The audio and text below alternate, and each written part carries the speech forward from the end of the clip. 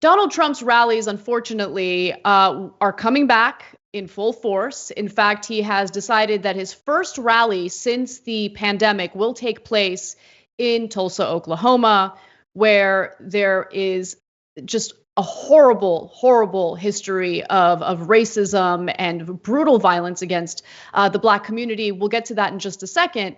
But here's what we know so far about this upcoming rally. Trump has largely remained silent, as we all know, on the issue of systemic racism and resistant to some of the changes proposed in the wake of the protests.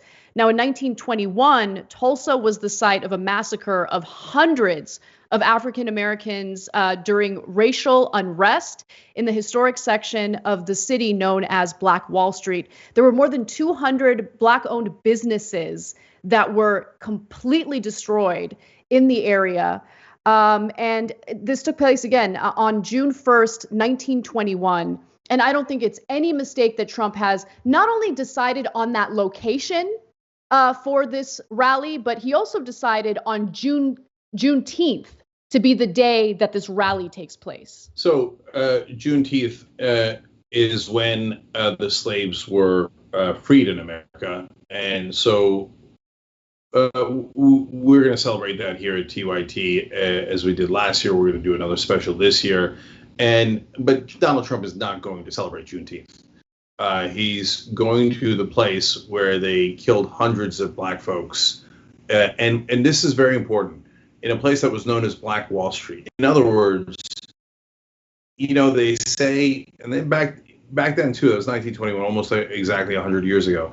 They say, oh no, America is a meritocracy, and if you work hard, you can get what you want, and if you don't have what you need, that's because you're a bum and you didn't work hard.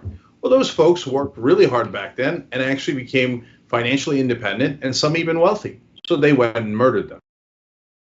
So now all those families, instead of having that wealth accumulate for the next 100 years, went back to being destitute, a lot of them orphans, and they ripped everything down.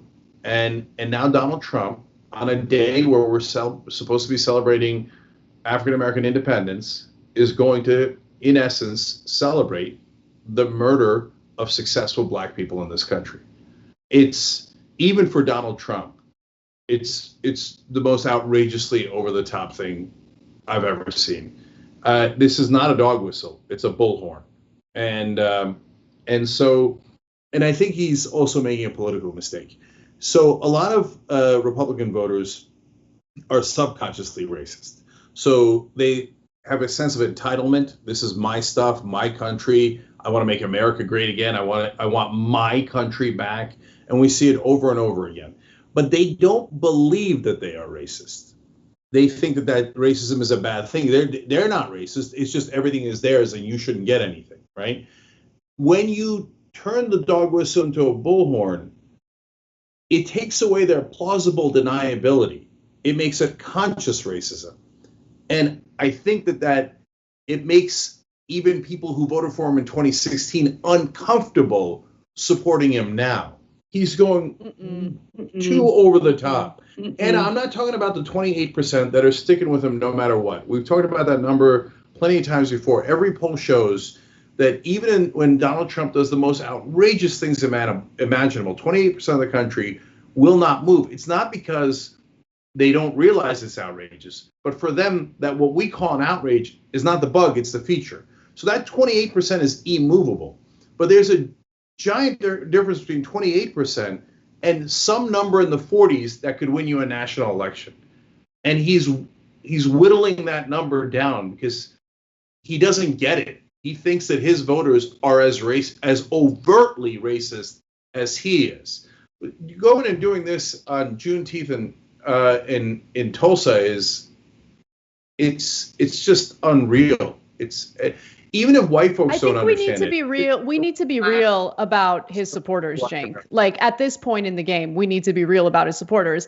I'm not buying for a second that after everything that's happened in his term, that no, this is the moment where his overt racism is really going to persuade some of those supporters to no longer. No, they support him no matter what. And this isn't the bug, this is the feature. I mean, if it didn't persuade his supporters to stop supporting him after several children died in border cages, children that he ripped away from, their mothers as they got to the border looking for asylum, they're not gonna, you think him giving a speech in Tulsa, Oklahoma is gonna change anything? Do you think the majority of Americans even know what Juneteenth means? I'm keeping it real.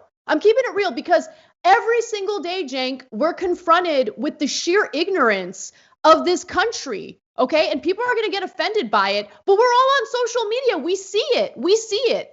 Do you think that most people even know what Black Wall Street is? Of course they don't. That wasn't taught in our schools.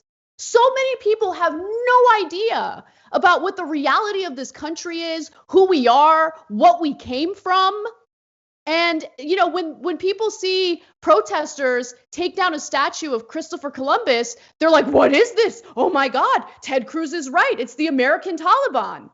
They don't even know what Christopher Columbus stood for a lot of people living in this country today, right? Yeah.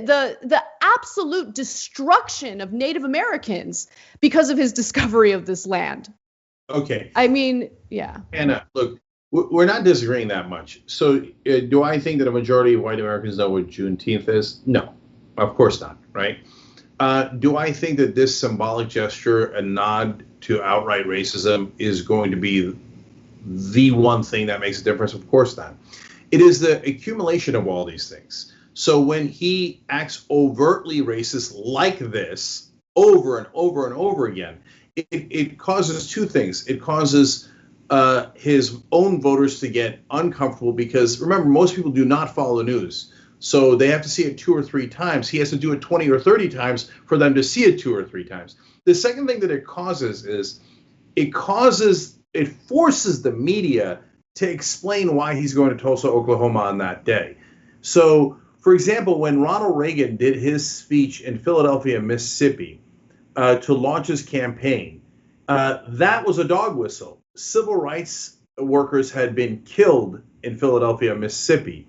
But back then, and all the way through up until Trump, the media covered for the Republican Party no matter what. So they would not write in the article that Reagan picked that place. There's no other reason to go to a tiny, tiny little town of Philadelphia, Mississippi to launch your campaign other than to say, and he did not mention the people who had been killed. It wasn't an homage to them. It wasn't an ode to them. It wasn't any of that. No, it was to say, the people who killed those civil rights workers, I'm on your side.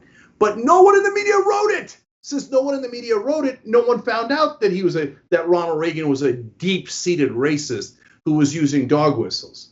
But in Trump's case, he makes it so over the top, you'd have to be absurdly negligent as a reporter not to write about Juneteenth and what happened in Tulsa, Oklahoma, and the murder of all those successful Black folks in this country. So then every article then has to mention it, and then it gets through to some people. And we're trying to get between that 28% that like that stuff, we're never going to get them, and the 42% that oftentimes support Donald Trump. The difference between that 28 and 42 is the difference between winning and losing, and by the way, potentially a landslide.